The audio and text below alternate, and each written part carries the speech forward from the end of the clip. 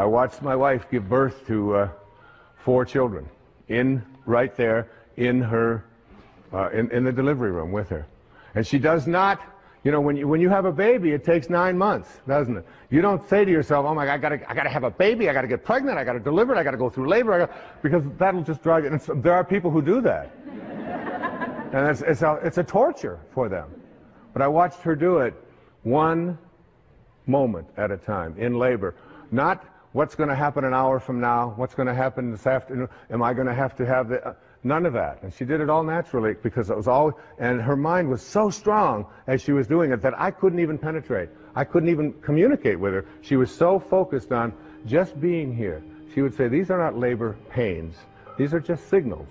Just signal. And I can take this signal. I can do this for 1 minute. I can do this. It's the way everything gets done. I watch the great tennis players on the planet. Roger Federer, Pete Sampras, these people that are really masters at this game that I played for so many years, not even close to those kinds of levels. And they'll be in a tournament, they'll have a seeding, and they'll say, here's the first round, here's the second round, here's the third round. There's no such thing as playing the 4th round before you've played the first round. And then when you get to the first round, you don't go out there and say, well, I've got to beat this person in 3 sets. You say, I'm going to think 1 serve at a time. I'm going to think 1 point at a time. And every great athlete, I don't care who they are, they will always say, I can't think out there in big ways. I can only think small. Thinking small is what gets great things done. Verse 63. Achieve greatness in little things. Take on difficulties while they are still easy. Do great things while they are still small. The sage, one of my daughter's names, the sage, does not attempt anything very big and thus achieves greatness. Greatness comes from being in the moment, here, present, in the now. The sage confronts difficulties but never experiences them. This is the idea of thinking small. And finally, I'd like to see you change from this thought. Change from seeing yourself as separate to seeing yourself as connected to everyone and everything in the universe. Our ego tells us that we are separate, that who we are is this body that we have, and everybody out there is separate from me.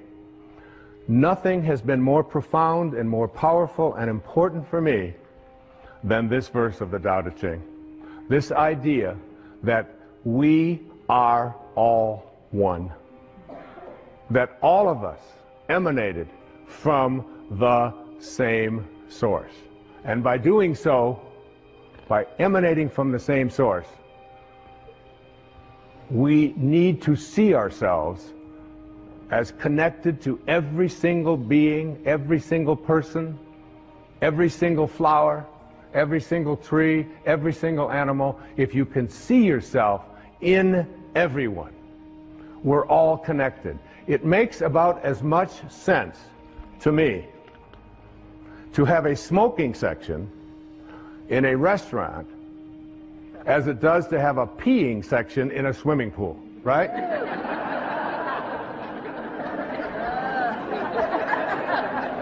Oh, no, kids, no, don't pee over here. We pee over here. Does that make any sense? The Native Americans, one of my favorite quotes, I've used it many, many times. The Native Americans would say, no tree has branches so foolish as to fight among themselves.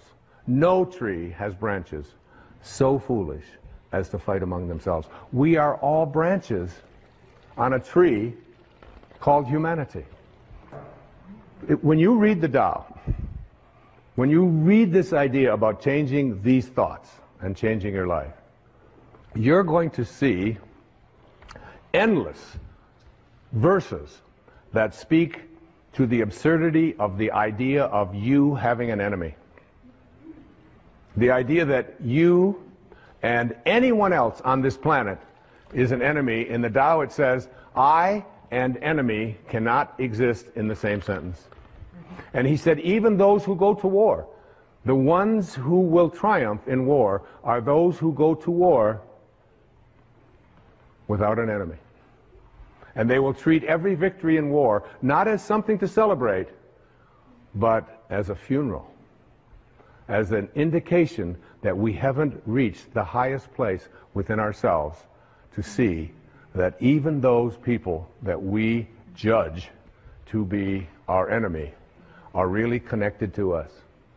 And it says in the Tao that a bad man is a good man's job, and a good man is a bad man's teacher. A good man is a bad man's teacher. So finding that and seeing that, listen to verse 10. Carrying body and soul and embracing the one, can you avoid separation? One who heeds this power brings the Tao to this very earth. This is the primal virtue. This was so helpful to me as I thought about it. Remember, I spent 4.5 days on each one of these verses. And in each one of those 4.5 days, I wasn't writing. I wrote the last 4 or 5 hours of those 4.5 days. For 4.5 days, I took that verse and I went out into the world and I looked at everyone that I encountered, everyone that I saw, and I tried to see myself in them.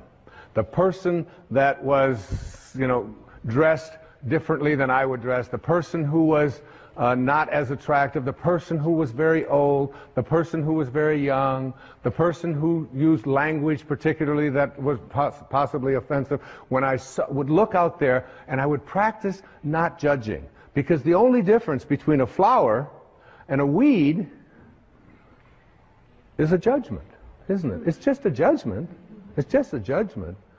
And if we want to end violence in our lives and in our society, we have to learn to change our thoughts. Remember the dandelions? When I was growing up out in Michigan, we had these dandelions. The dandelions would have, at a certain time of the year, they would get all these little fuzz balls at the top of them. The yellow little flower part. I always liked the dandelions. I thought they were really beautiful. And then they have these little fuzz balls. Now imagine if you want to end the problem of dandelions on your lawn, and you see them all out there with all their little fuzz balls. So you go out there and you take a shovel and you turn it upside down and you start smacking all of the dandelions like this. And what do you do when you use violence to attempt to end the presence of these dandelions, which are problem for you on your lawn? Is they all scatter, and then in the spring, guess what you got? You got more. You got new generations of dandelions. There's such a lesson in that, isn't there? There's a great lesson that when we use violence as a means to resolve our disputes, whether it's individually with each other, or whether it's in countries, or whether it's in communities, whenever it is that we resort to that kind of not seeing myself in others, and out of this kind of a consciousness will emerge those people who will ultimately begin to get this. Because if we don't get it, like if we don't really get it, civilization as we know it will not survive. It will not survive. We have to learn that the people that we call enemies, no matter how horrendous they may behave toward us, there is still something of us in all of them. And we can figure out a way. Yes, we of course have to defend ourselves, and yes, we don't allow people to push us, or all of those kinds of things, but at a deeper and a higher level, Lao Tzu was asking us to go within and find that place of peace, and try to reach out to that and help someone to make a U-turn. Those people can be reached because they have the anchor of the universe located within them. In verse 25 of the Tao it says, thus to know humanity, understand earth. To know earth, understand heaven, which is where earth came from. To know the way, understand the great within yourself. Within yourself. Look within and see it.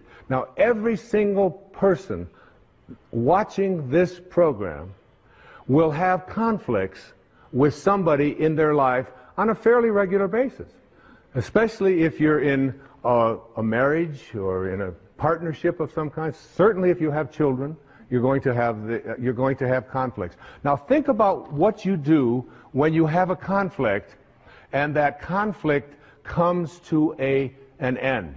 The conflict is over. You've expressed your opinion. You may have yelled at each other, you may have screamed at each other, you may not have understood each other, but it's over now. How do you end the conflict? Lao Tzu says, the person of Tao will eliminate all of the pain, all of the stress, all of the anger, all of the hatred, if they decide to end the conflict with love. Just be the one who ends the silence by saying, we don't agree, but I love you. And it's all over. You have moved a person from staying in the world of the 10,000 things into the world of God, into the world of Source, because the Source has no violence in it. It creates endless numbers of flowers and beings and creations without using any force at all. There's no force there. Here's one of my teachers who lived in Bombay, which is now Mumbai, in India. His name was Nisargadatta Maharaj. He said, wisdom is knowing I am nothing. Love is knowing I am everything. And in between the two, my life moves. In between the two.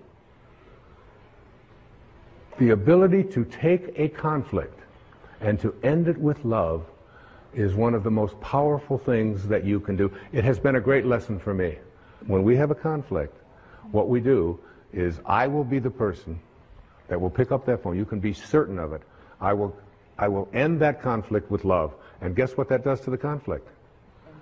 It's over. It's over.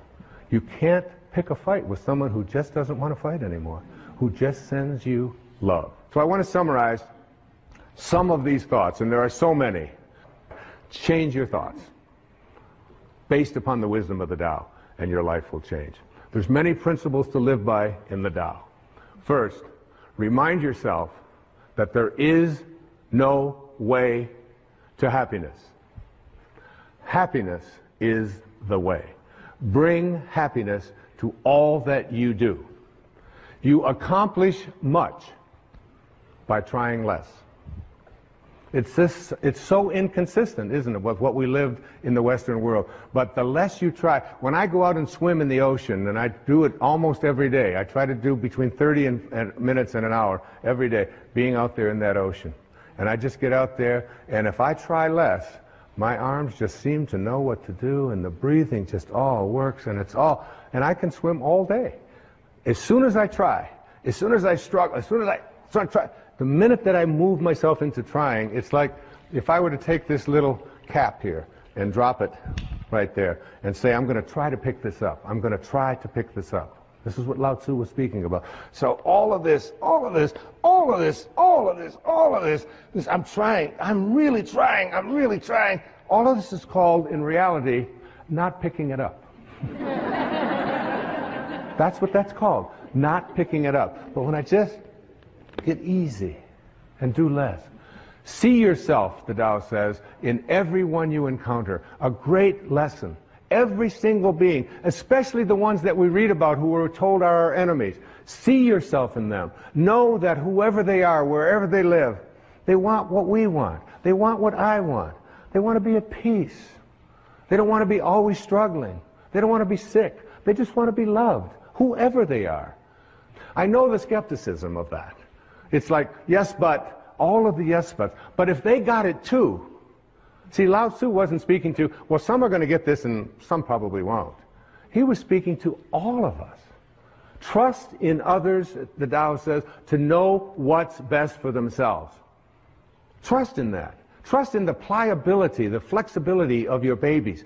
God, those little babies, they're so great when they're like, 2 weeks old. You can take their foot, put it behind their neck, stick it around here like this, put it in their mouth. They're so flexible. I mean, you can do anything. You pick them up, you turn them upside down. You watch them when they're starting to learn to walk. And they run, crash, they go down into the walls and all of this. And you think, oh my God, this kid will never walk again. Up they go, and they don't. Trust in their flexibility. Live without attachment and be generous. Be strong by bending. By bending. We need to learn this in our lives. We need to learn this in the world. It's not so important to be right. It's so much more important when you have a choice to be right or to be kind. Always pick kind. Always pick kind. Practice radical humility. Live low. Live low like the ocean. Stay low. And all the streams will come to it. That's why it's so powerful, because it doesn't lord anything over anyone. And rather than looking for miracles, see everything as miraculous. Everything in your life. There was a man who had a Tao experience, what I call a quantum moment. His name was John Newton. He lived back in the beginning of the 18th century. And he was crossing the ocean. He was a slave trader. He had a ship full of human cargo that he was going to trade into slavery, in the most hideous practice that was so common at that time in our history. And in the middle of a storm, on his way over there with all of these people, he was 22 years old or 23 years old. And he thought he was going to die, and he thought it was like he must have hit a hurricane or something out there that was before satellites could warn people. And while he thought he was in that state of dying, he took out a pencil and a paper, and he wrote on the back of an envelope, he wrote, "I once was lost, and now I'm found." And it was grace. It was grace that taught my heart to feel. It was grace that brought me home. And when the storm was over, he had a moment. He reconnected to his source. Anybody out there can reconnect to the source, to the Tao, and become a being of Tao. Remember, it's a return trip. And you can make that return trip while you're alive. Remember the parrot. He knows much more than we did. And he returned back to Africa, and he released the slaves, it is said. And for the next 55 years of his life, he shifted and became the most ardent spokesman as an abolitionist to abolish that hideous practice of slavery. That's what he devoted his life to it. A former slave. It's like going from Saul to Paul, you know, from being a person who crucifies and murders Christians to being the author of a big portion of the New Testament as St. Paul. In a moment, it's possible for any of us. We're closed this beautiful presentation on the Tao, Cecilia, with a poem that was written by a woman. Her name is Naomi Long Madgett. She's from Detroit, went to Wayne State University. She was named the Poet Laureate of Detroit, an acclaimed African-American poet. Listen to these words. It sums up all that I've been saying. I wouldn't coax the plant if I were you. Such watchful nurturing may do it harm. Let the soil rest from so much digging, and wait until it's dry before you water it. The leaf's inclined to find its own direction. Give it a chance to seek the sunlight for itself. Much growth is stunted by too careful prodding, too eager tenderness. The things we love, we have to learn to leave alone. Thank you.